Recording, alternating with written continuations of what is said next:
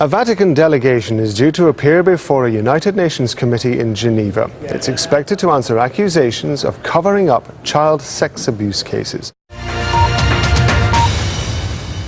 Powerful, often secretive, and traditionally almost untouchable, the Vatican has literally been a law unto itself for centuries. Misdemeanors were dealt with privately within the Church, meaning critics claim that priests who abused children were never brought to justice.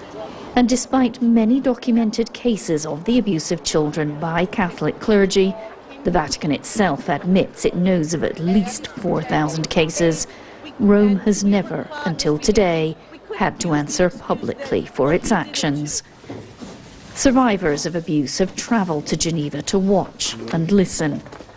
We are hoping that finally the truth will be exposed, and more importantly, the church officials will change what they are doing, and that Pope Francis and that the church officials will take action that will actually protect children today and in the future.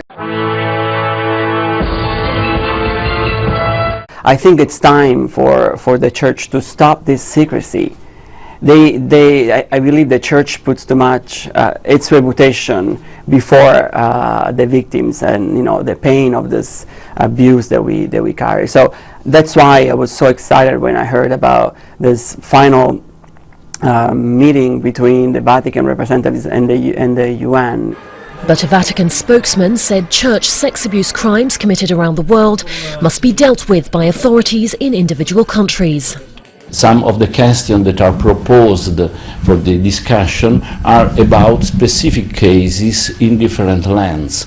Then we say are terrible crimes, it is true, but the competence to prosecute and to condemn, to proceed against these crimes is of the authorities of this land.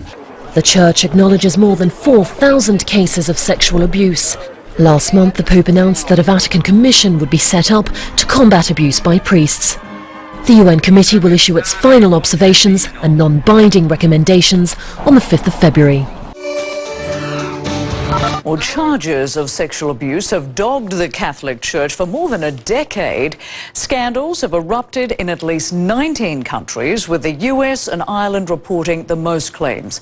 A report by US bishops in 2004 said there were more than 10,000 claims of abuse against the Church.